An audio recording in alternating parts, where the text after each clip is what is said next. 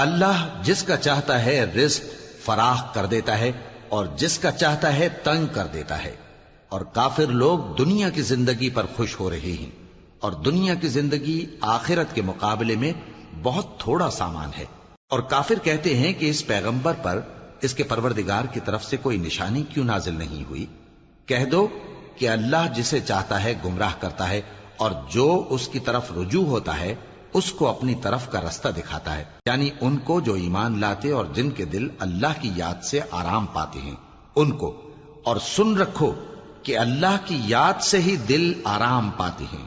جو لوگ ایمان لائے اور عمل نیک کیے ان کے لیے خوشحالی اور عمدہ ٹھکانہ ہے۔ جس طرح ہم پہلے پیغمبر بھیجتے رہے ہیں اسی طرح اے نبی ہم نے تم کو اس امت میں جس سے پہلے بہت سی امتیں گزر چکی ہیں بھیجا ہے، تاکہ تم ان کو وہ کتاب جو ہم نے